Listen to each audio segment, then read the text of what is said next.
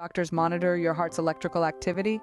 Well, they use a tool called an electrocardiogram, or ECG for short. This device records the electrical activity of your heart from different angles, providing a comprehensive view of your heart's health. Today, we dive into the world of ECG leads, the crucial components of an ECG that pick up the heart's electrical signals. First on the list are the standard limb leads. These are also known as bipolar leads. There are 3 of them, each designated by a Roman numeral: lead I, lead 2, and lead 3. Lead I records the electrical activity between your right and left arms. Picture it as a line of electrical flow, starting from your right arm and ending at your left arm. Next up, lead 2. This one measures the electrical activity between your right arm and left leg. It's like an invisible line connecting these 2 points, capturing the electrical current along its path. Then comes lead 3. This lead records the electrical activity between your left arm and left leg. It's the final piece of the triad, creating a triangle of electrical information that gives doctors a clear view of your heart's signals. Moving on to the augmented limb leads, also known as unipolar leads. These are labeled as AVR, AVL, and AVF. Starting with AVR, the augmented vector right.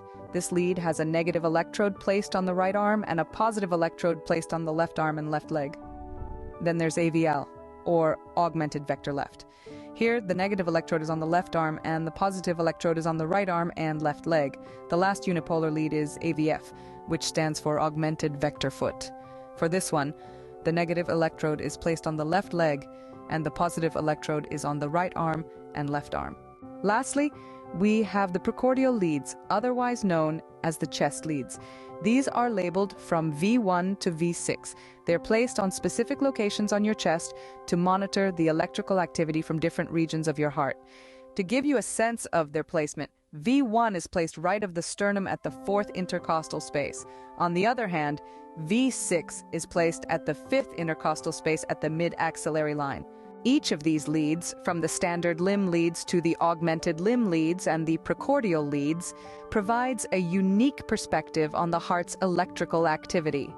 They allow healthcare professionals to assess different aspects of cardiac function and detect any abnormalities.